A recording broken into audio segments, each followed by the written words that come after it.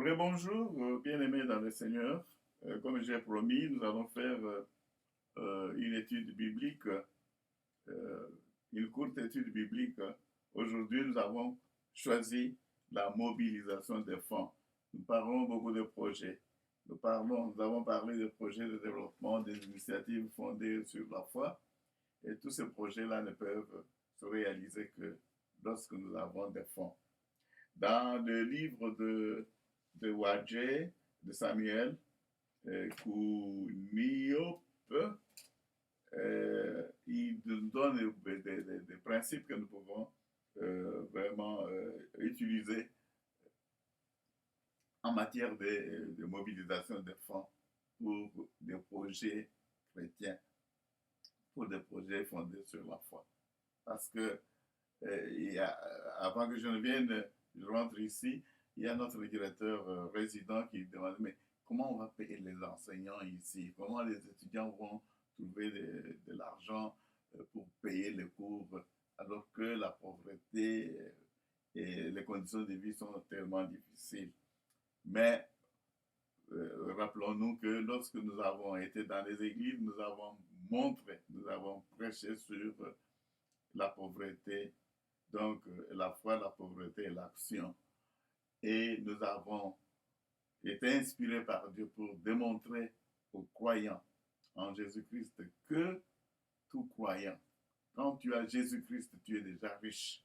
Il faut vraiment chercher à exploiter les talents, les dons que vous avez reçus du Saint-Esprit pour faire face à la pauvreté. Et que le chrétien, nous ne nous considérons pas comme pauvres parce que nous avons été enrichis par Jésus-Christ. Alors ici, on nous donne quelques principes bibliques, quelques principes de comment nous pouvons mobiliser des fonds. Parce que les projets, nous en avons. Nous avons des enfants qui ont besoin de payer des frais d'études. Nous soutenons même le projet de gratuité de l'enseignement, ça c'est le droit de l'homme. Dans la Déclaration universelle des droits de l'homme, on dit que tous les enfants doivent avoir droit à l'éducation, ils doivent étudier et l'enseignement primaire et secondaire euh, l'enseignement doit être gratuit, vraiment pour permettre à tous. Mais comment est-ce que nous allons organiser des écoles chrétiennes euh, aussi gratuites, donc écoles chrétiennes qui peuvent aussi faire face à ces problèmes. Il faut que nos écoles aussi ne soient pas considérées comme, nos écoles chrétiennes ne soient pas considérées comme des business pour faire de l'argent, non, mais nous sommes dans la propagation de la foi. Nous voulons nous occuper des enfants de Dieu, des enfants que Dieu a mis à notre disposition. Mais où est-ce que nous allons trouver les fonds? Voilà. Ici, on nous propose quelques principes. Alors, dans ce livre même, à la page 211, le titre c'est la mobilisation des fonds. L'auteur dit ceci, les individus, les associations, les gouvernements ont tous besoin de mobiliser des fonds pour réaliser leurs projets. Et ça, c'est juste.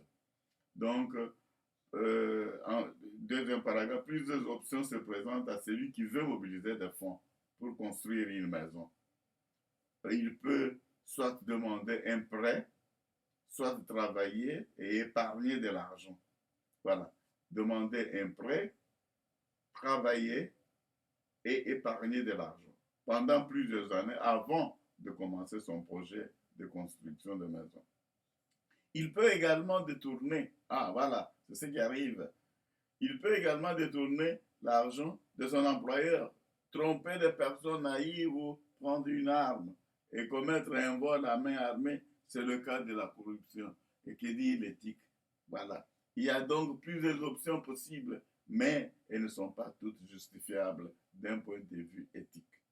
Voilà, ça c'est vraiment très bien. Dans le même ordre d'idée, l'auteur dit, une église qui veut construire une maison pour son pasteur a plusieurs options se présentant à elle. Elle peut aussi lancer une offrande spéciale. Il faut lancer une offrande spéciale. Elle peut aussi imposer un certain montant aux membres de la communauté envoyer des demandes d'aide aux donateurs ou organiser une collecte de fonds. Une question se pose alors, ces méthodes sont-elles ou non conformes à l'éthique? Donc, ce chapitre, il dit, dans ce chapitre, nous allons étudier les différentes approches de mobilisation de fonds et répondre aux questions suivantes. Qu'est-ce qu'une technique particulière de mobilisation des fonds dit à propos de notre théologie? Donc, la théologie de données, la théologie de collecte de fonds. Nous devons en parler, de mobilisation de fonds. Comment devons-nous évaluer les différentes méthodes de mobilisation de fonds? La Bible présente-t-elle des exemples et des principes à suivre en matière de mobilisation de fonds? J'aime beaucoup ça. Ce chapitre, il est très bon. Donc, nous n'allons pas beaucoup parler. Nous allons vous présenter quelques principes bibliques sur la mobilisation de fonds. Parce que c'est avec la Bible que c'est la grande référence, parce que nous savons que tout le monde a ça. Nous ne pouvons pas vous citer d'autres ouvrages. Il y en a beaucoup, c'est plein d'ouvrages que vous pouvez consulter pour mobiliser des fonds, pour réaliser des projets avec votre église locale. Allons d'abord au principe biblique. Je vais lire le passage et je vais vous donner le verset à lire. L'Ancien et le Nouveau Testament contiennent beaucoup d'exemples de mobilisation de fonds et des enseignements sur le don et l'intendance. Donc, on nous cite l'exemple de Moïse. Moïse a mobilisé des fonds pour la construction du tabernacle. Ah, vous le savez bien. Hein? Donc, dans la Bible, Moïse avait mobilisé des fonds pour la construction du tabernacle. Donc, les méthodes qu'il a employées comprenaient l'organisation des grandes rencontres. Ah, c'est la première chose. L'organisation des grandes rencontres, la collecte des offrandes et la mobilisation d'une main-d'œuvre volontaire et qualifiée. Est-ce que vous avez trouvé ça? Vous allez vous demander, en tout cas, quand j'ai lu ça, ça c'est un bon, c'est un bon travail et des références.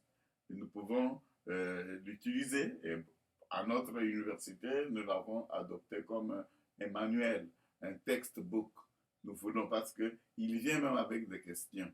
Donc, nous allons recommander à nos étudiants, à nos enseignants, à nos professeurs d'éthique, à nos pasteurs, nous allons vous recommander d'avoir cet ouvrage en main. Donc, vous pouvez trouver ce qu'on a dit là dans Exode, en lisant Exode chapitre 20 à 34. Et vous avez les détails. Exode chapitre 20 à 34, pas verset. Donc, tous les chapitres, le chapitre 20 jusqu'au chapitre 34, vous allez trouver ça dans le chapitre 35, verset 4 à 36, verset 7. Donc, vous pouvez lire pour trouver de la matière. Comment Moïse a fait sa démarche pour collecter des fonds, pour mobiliser des fonds pour la construction du tabernacle. Ça, c'est très bien. Vous allez lire ça. Le roi David aussi, il est cité, le roi David a mobilisé des fonds pour la construction du temple. Les méthodes employées étaient donc planifier du temps à passer seul avec Dieu, dans la prière. Donc, la première chose, voilà, son plan, c'est passer le temps avec Dieu. Voilà pourquoi il est considéré comme l'homme selon le cœur de Dieu. Planifier du temps à passer seul avec Dieu, encourager les dons en nature, rencontrer les dirigeants et collecter les dons de ces dirigeants et des chefs de famille. Oh, ça c'est très important. le roi David a mobilisé des fonds pour la construction du temple. Donc, vraiment, pourquoi je viens là-dessus, ne croyez pas. Lorsque vous parlez de collecte de fonds à l'Église, donc ce n'est pas que vous êtes mendiant, ce n'est pas que vous êtes là pour appauvrir les membres ou la communauté. Donc, la collecte de fonds ne fera pas seulement à l'église locale. Non, vous n'allez pas vous adresser seulement aux membres de la petite assemblée là-bas, mais vous devez sortir. Nous devons sortir. Voilà ce que nous allons faire avec notre université. Avec nos églises, nous allons sortir. Nous allons sortir de nos églises. Nous devons aller auprès de la communauté, des bailleurs de fonds, des familles, des amis, pour parler de l'importance du projet, par exemple, la construction d'un shelter, la construction d'un abri pour les orphelins. Comme il y a beaucoup de projets. Et surtout le projet d'écoles chrétiennes. Il y en a qui ont déjà des écoles chrétiennes, hein, mais parce qu'ils ont créé ça comme des écoles personnelles et ils ne savent pas faire avancer le travail. Et ils ne peuvent pas bénéficier des subventions du gouvernement. Ce n'est pas facile. Par exemple, ici aux États-Unis, pour trouver des subventions du gouvernement pour soutenir une école privée, une école chrétienne, surtout une école chrétienne ou une institution religieuse, et c'est déjà tout un problème. Donc, rappelez-vous que le président sortant avait eu beaucoup de difficultés puisqu'il soutenait, il était dans cette démarche de soutenir aussi des écoles chrétiennes. Nous avons été à Washington une fois pour parler d'éducation, de faith-based initiatives. Voilà. Donc, le roi David a mobilisé des fonds pour la construction du temple. Les méthodes employées étaient planifier du temps à passer seul avec Dieu, encourager les dons en nature, rencontrer les dirigeants et collecter les dons de ces dirigeants. Les dirigeants, nous devons sortir, aller vers les gouvernants.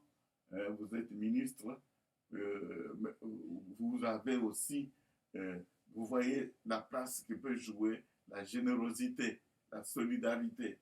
Sortons à non frapper à la porte de ceux qui peuvent donner. Il y en a qui ont de l'argent, qui ne savent pas bien l'utiliser, qui passent. Non, vous entrez, lorsqu'on avait fermé les débits de boissons à Kinshasa, j'étais là, et le jour où on a levé la mesure, j'étais là, et j'étais étonné et qu'il y avait du bruit partout, et les gens dépensaient de l'argent comme ils voulaient. Mais vous pouvez mettre un seul dollar là, et vous mettez $1 pour la construction. Donc, c'est votre action que vous mettez. Vous êtes actionnaire dans tout ce que vous faites. Voilà, nous devons apprendre cela. Lisez vraiment 1 Chronique chapitre 28. 1 Chronique chapitre 28, verset 12 et verset 19. Lisez 1 Chronique chapitre 29, verset 2 à 9. 1 Chronique chapitre 29, verset 2 à 9. Oui, j'aime vraiment que le Seigneur bénisse les auteurs l'auteur de cet ouvrage. Et c'est vraiment une inspiration pour les travailleurs chrétiens, pour les volontaires du développement. Apprenons à mobiliser des fonds. Nous avons cette capacité, nous avons ce talent et vous avez droit. Évitez de croire que vous êtes des mendiants lorsque vous allez vous présenter devant un ministre, devant un secrétaire d'État, devant un représentant, devant un sénateur, devant tous ces gens-là. Et lorsque vous allez vous présenter devant un businessman ou businesswoman, donc une femme d'affaires. Donc, allez-y seulement, mais la première chose, c'est passer du temps avec Dieu dans la prière. Demandez la volonté de Dieu. Demandez que Dieu vous bénisse. Comme Néhémie, Nous avons beaucoup parlé de Néhémie lorsque nous sommes allés à Kinshasa pour parler de la foi, la pauvreté et l'action. Regardez ce qui s'est passé. On nous présente Néhémie. J'ai vu dans un dictionnaire, je vais vous lire un peu, parce que j'ai parlé de Néhémie. Néhémie a utilisé les mêmes méthodes. Et laissez-moi vous lire dans ce dictionnaire comment on présente Néhémie. Néhémie, qui est un nom biblique que vous aimez tous. Et Néhémie était un homme comme vous et moi. Et il a fait des grandes choses. Attendez, non, je n'ai pas encore trouvé ça. Je vais vous lire ça rapidement, bien aimé dans le Seigneur. C'est dans le dictionnaire des cartes. J'ai trouvé ça ici et ça vaut la peine d'être lu. On nous présente Néhémie. Voilà. Néhémie, son nom aussi en hébreu veut dire console. C'est J-V-H-H. Donc, Nehemiah, comme nous disons, Nehemiah, donc console. Donc, qui était Néhémie? Oh, il est présenté dans ce dictionnaire comme patriote juif qui, avec Esdras, travailla à la restauration de Jérusalem au 5e siècle avant Jésus-Christ. Son œuvre nous est connue par le livre biblique qui porte son nom, donc le livre Néhémie. Donc Néhémie, fils de Hakalia, était échanson du roi perse. Le roi perse Artaxerxès, premier et Longue-Maine, et comme il était avec la cour à Suse, il a reçu la visite de son frère Anani et de quelques juifs venus de Jérusalem. Les nouvelles qui lui apportèrent du triste état dans lequel se trouvait encore Jérusalem, dont les murailles n'étaient même pas rebâties, lui causèrent un profond chagrin. Pendant 3 mois, il jeûna et pria. Alléluia. Lorsque le roi sut la cause de sa tristesse, il lui accorda un congé et l'envoya à Jérusalem avec le titre de gouverneur et le plein pouvoir pour rebâtir la muraille. Et ça, vous trouvez dans Néhémie chapitre 2. Néhémie chapitre 2, verset 1 et Néhémie chapitre 5, verset 14. Arriva à Jérusalem en été, Néhémie convoqua immédiatement les prêtres, les magistrats et les notables. Alléluia. Il convoqua les prêtres, les magistrats et les notables et les invita d'une manière pressante à rebâtir les murs. C'est ça que vous trouvez dans Néhémie chapitre 2, verset 16 et verset 18. Malgré les entraves incessantes que mettaient à ce travail les ennemis des Juifs, il y avait des ennemis qui ne voulaient pas qu'on reconstruise les murs. Grâce aux zèles déployés par chacun, grâce surtout à l'énergie de Néhémie, les murs détruits furent relevés en 52 jours. Donc, vous pouvez lire ça, cette histoire dans Néhémie chapitre 2, verset 19, jusqu'au chapitre 6, verset 19. Néhémie organisa un service de sûreté de la ville, à la tête duquel il plaça son frère Anani et le commandant de la citadelle de David, Anania. La ville, donc ça, vous trouvez dans Néhémie chapitre 7, versets 1 à 4. La ville se peupla de nouveau. La sécurité étant revenue, Esdras put alors convoquer l'assemblée du peuple dans laquelle il fut lu le livre de la loi, renouveler l'alliance avec Dieu. Voir Néhémie chapitre 8. Et Esdras. Les murailles furent solennellement consacrées par les prêtres et les lévites. Voilà. Et j'aime bien ce que j'ai trouvé comme explication dans ce dictionnaire qui est sur mon téléphone. Que nous dit ici l'auteur Samuel Ouagé? Il dit, Néhémie a mobilisé des ressources pour les rénovations et la construction du mur de Jérusalem. Ces méthodes comprenaient la prière personnelle, comme David passait le temps avec Dieu. Ces méthodes comprenaient la prière personnelle, l'appel à un principal donateur. Il faut s'adresser à un principal donateur. Et c'est ce que nous voulons faire. Et comment nous allons le faire? Avec les églises de Dallas, avec les serviteurs de Dieu de Dallas Fort Worth. Nous voulons sortir. Nous voulons aller ensemble, parler des murs de Jérusalem du Congo, des murs, l'état de route, des problèmes d'eau. Et c'est vraiment effrayant. Et qu'est-ce que nous, en tant que chrétiens, nous pouvons faire? Nous ne pouvons pas simplement dire que ça, c'est le problème du gouvernement. Oh, non, non. Mais nous sommes des chrétiens responsables parce que nous devons sentir cette responsabilité d'aider le peuple de Dieu. Donc, voilà, ce sont les démarches que nous devons mener ensemble sous la prière.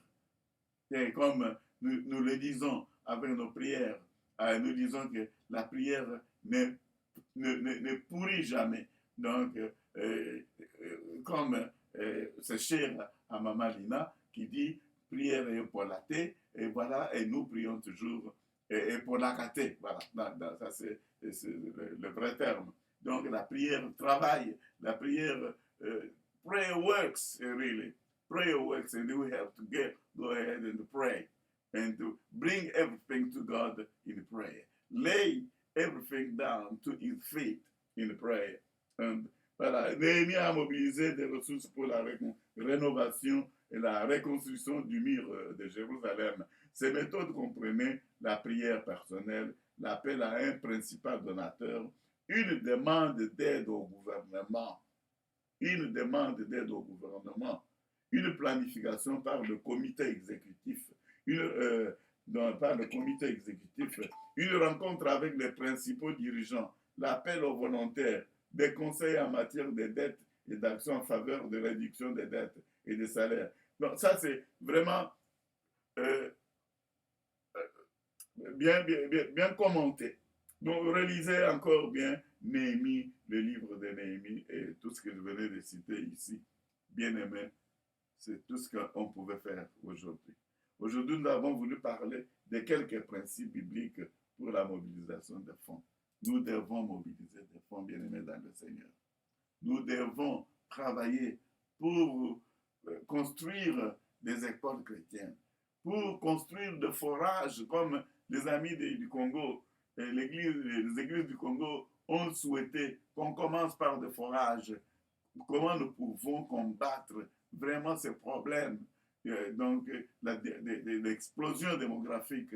Et on ne sait pas, je ne sais pas tout dire, mais c'était vraiment difficile, très difficile pour tout le monde qui va en Afrique aujourd'hui, et vous avez été à Kinshasa, et hier, il y a Tokomi Wapi avec Eliezer, honorable Eliezer, le député, donc Massolona député, qui parlait de problèmes d'eau, hein, qui parlait, donc même dans les bâtiments administratifs, ah non, ça fait mal, ça fait mal. Et nous avons vu ça. Nous n'allons pas vous dire que nous étions ici, là et partout où nous on passait, on nous donnait un petit seau, un seau pour mettre de l'eau. Ne vous en faites pas. Ça fait peur. Nous n'avons pas cité des cas comme ça. Nous n'avons pas cette autorisation-là. Voilà, bien-aimés dans le Seigneur, il est le temps. Il est temps que nous puissions retomber au pied de Jésus-Christ, au pied de notre Dieu, lui demander encore beaucoup de sagesse et mettre nos prières. Dans nos prières, nous devons être objectifs. Qu'est-ce que nous demandons à Dieu? Pour quel projet? Les projets sont nombreux et l'argent, il y en a. L'or et l'argent appartiennent à Dieu et nous appartenons à Dieu. Notre monde appartient à Dieu. Donc, mettons Dieu devant tout. Voilà notre théologie. Prêchons ça et mettons-nous debout et marchons la main dans la main, serviteurs de Dieu, pour que nous puissions faire face à tous ces multiples problèmes, ici aux États-Unis et en Afrique. Que le Seigneur vous bénisse.